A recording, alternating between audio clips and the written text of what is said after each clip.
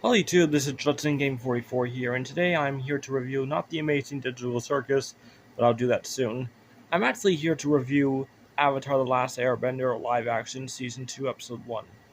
Okay, before we begin, I have got to be honest. When I watched the first season, I actually did kind of like it my first watch round, but then my second watch I kind of couldn't get into it as I was the first time around because of for a few things, but honestly, I think the reason why I like the first season that had 8 episodes, this season has a total of 7.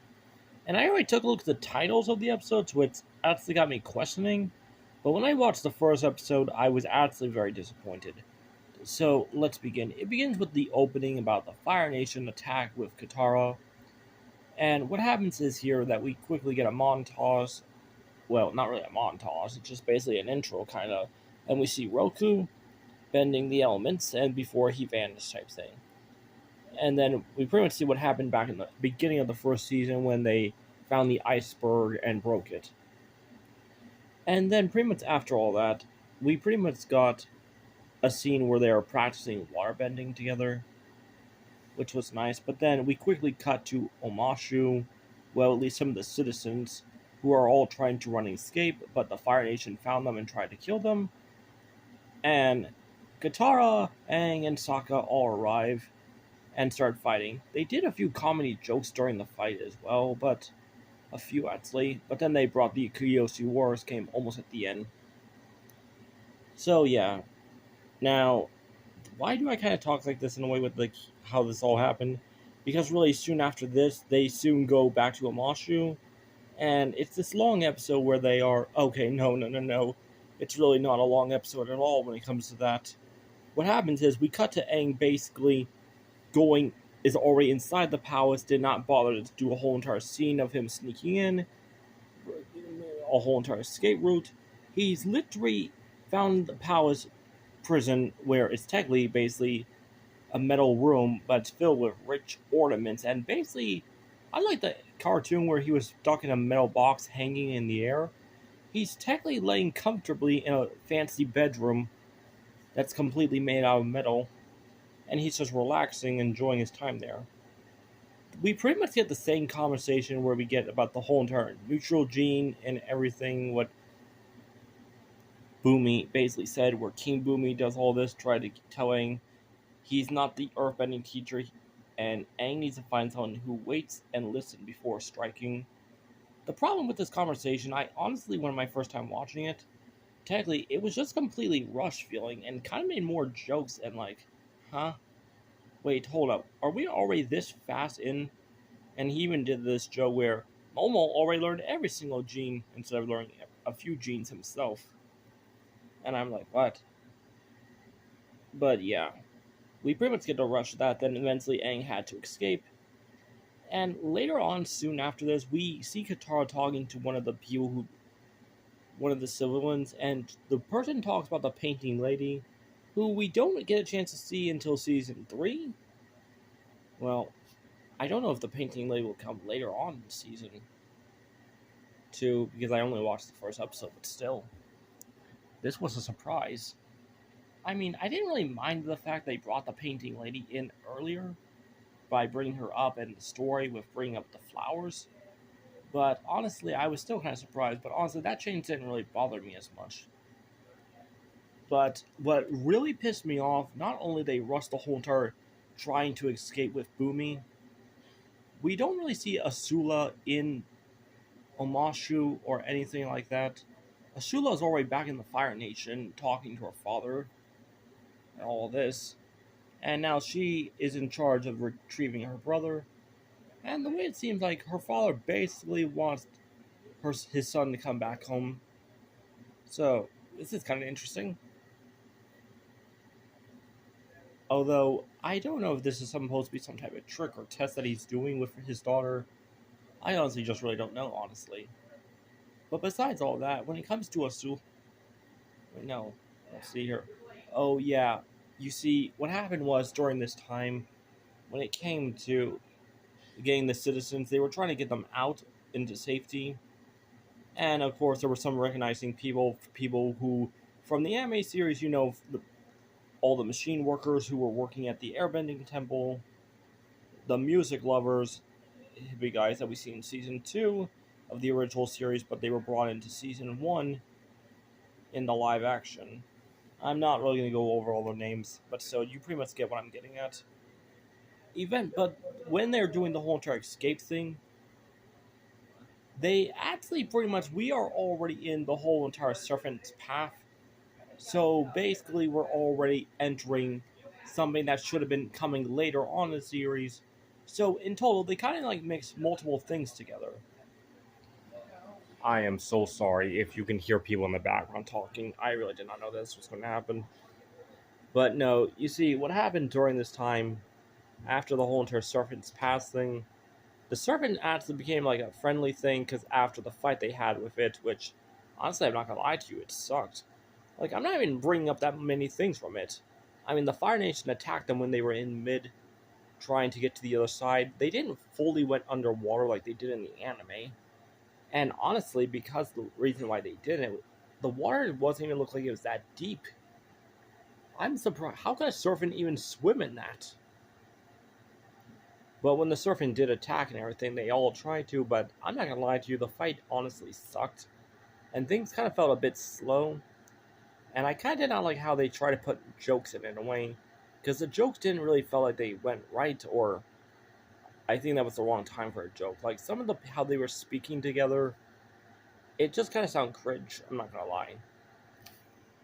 Although, one thing I did notice right away was with Avatar Aang, from the very beginning, his voice is already breaking. Pretty much already it's getting deeper. Which I guess should not be surprising, but still.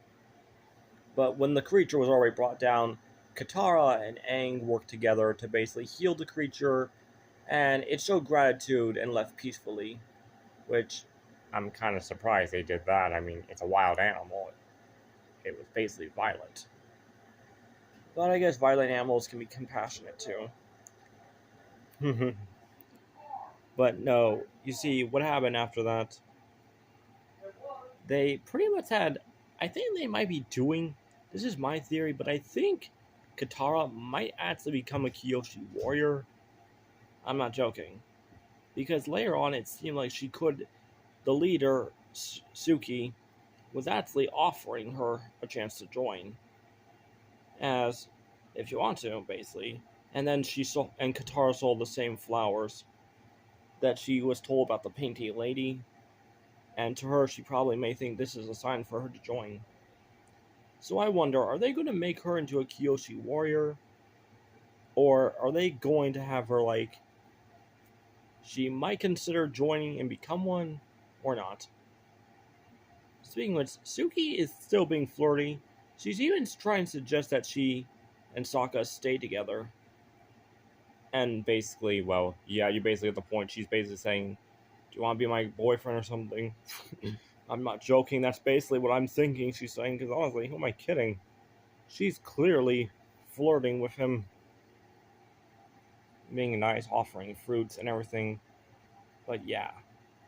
Besides all that, when it comes to Zuko and Iroh, we see them like working a croc field compared to the original where their hairs are already cut, although I don't remember if they already did cut their hairs at the end of the season first one. I forgot if they did or not, so I'm not 100% sure. But already Zuko's hair is already long and everything, how it was. Instead of it slowly growing long, it's now completely long. The way how it was in the anime. But yeah, they're working at Croc's field to make money. And like Zuko is mad, and eventually he tells his uncle that he hates him and blames him for what his banishment, saying if he had fought and kept his place as the rightful heir of the throne, Zuko would have never been in the position he ever was to begin with. He would have never been exiled, he would have been in that room, he wouldn't have been, well, anything.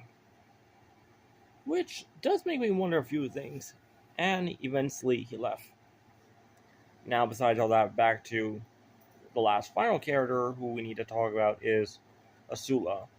Honestly, Azula didn't really appear that much. I mean, I did like her when she was talking to her father in a way, but I feel like they could have did a better with some dialogue. because the way how they were speaking together, some things kind of felt cringe. But other than that, though, when we do see her again, she pretty much with her two friends, well, her teammates, I guess you can say. And what she does is she tries to make them fight each other, or else she burns them both. And she has until the count of 10, she says to them. Which honestly, yeah. But it turns out this was just a test, because right before they were about to deliver the final blow, she made them stop, and telling them she has a plan to get the Avatar. So, this makes me wonder what the heck is going on. Okay, what's my opinion about this episode? Okay, seriously, like, I know I might have been skipping some things with certain details, but honestly, there's just so much that went on in this episode with an hour long. Like, it's way too much. Like, we see Fire Nations try to attack people who are escaping from Amashu. We see Boomy and they try to escape attempt, but really there was no escape attempt at all. And like all that was so cut short and everything. Like that could have, those two things could have made a whole entire episode just for itself. And I'm like, wow, because they added so many other things in. Everything felt like they should have been way more spaced out. But one of the things I was really disappointed was the fact they did the whole entire Serpent's Path thing. Like that honestly should not have even been in the first episode. And I'm like, wow, and the giant serpent, like, I'm surprised. Like, the serpent was just a big wild animal that's basically very violent. You should not be near violent, dangerous animals that have those natural instincts. And I mean, it's not evil or anything, but still. It was just kind of the weird. Like, I think they should have just had the serpent just got scared off and just swim away. Like they did in the anime, because technically that's what it was. Although it did appear back in Season 3, the final season, to help with stopping the other. Although that was probably just a coincidence. Anyway, I mean, there was just so much, and some of the dialogue, like how the characters speak, I'm not gonna lie to you, really, a lot of the characters, I know I kept saying this, cringe, but really, that's the only word I can say, and I kind of really don't like using it. Because, I mean, I think there's other ways, but honestly, who am I kidding? What else is there to say in a way? Please leave me a few comments down below. But no, I mean, cringe, like, a lot of the characters just kind of talk weird, or some things kind of don't make no sense with how the characters are speaking, or they even try to just make jokes in the middle of some things, which honestly, to me, I think they shouldn't, because it just made the whole scene took away if it was a serious scene or something. I mean, I think they had a lot more work to do with that. But I only watched one episode, so who knows what they will do for the next 6 episodes, because this season does not have 8, it has 7. So yeah. Until then, Justin Game 44 signing out. Until then, I'll see you later. Bye.